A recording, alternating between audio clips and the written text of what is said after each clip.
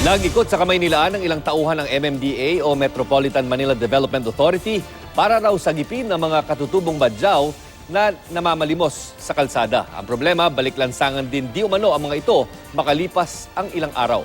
Apela naman ng ahensya sa mga motorista, idaan sa tamang paraan ang pagtulong para hindi mamihasa ang mga nanlilimos. May report si Steve Dailisan. 25 ng gabi, yun lang ang hiling namin. Para umuwi na kami sa amin sa Batangas. Tumatawad pa ang mga katutubong badyaw sa mga tauhan ng MMDA Public Safety Department matapos silang cornerin sa bahagi ng Roas Boulevard sa Pasay City kaninang tanghali.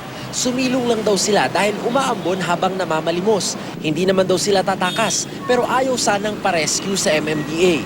Ang mga kasama nilang bata, ibinilin lang daw ng mga kaibigan. Nandala lang kuya, inihintay lang. Inihintay lang kuya yung kapatid ka baka mawala. Oh, tingnan mo, sandali lang kuya. Galing daw sila sa Batangas at lumuluwas taon-taon tuwing papalapit ang Pasko para mamalimos. Di alintana ang peligro na makipagpatintero sa mga sasakyan. Kasi ang bigay naman sa inyo kasi maghintay ng pila ng bigas. Yun lang inintay namin. Sa monitoring ng MMDA, ilang libong katutubo ang lumuwas ngayong Disyembre para mamalimos. Hindi raw panghuhuli, kundi pagsagip ang ginagawa nila. Bukod sa nakadadagdag sa Christmas rush traffic, peligroso rin para sa mga magulang at karay-karay nilang sanggol.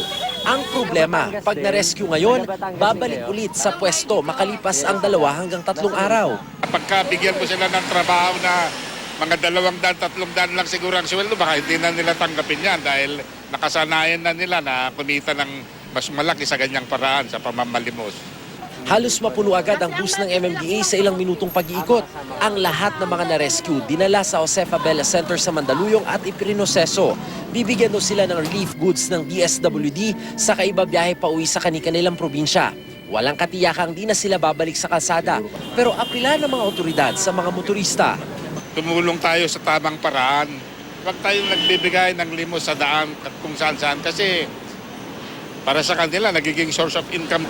Steve Dailisan, GMA News.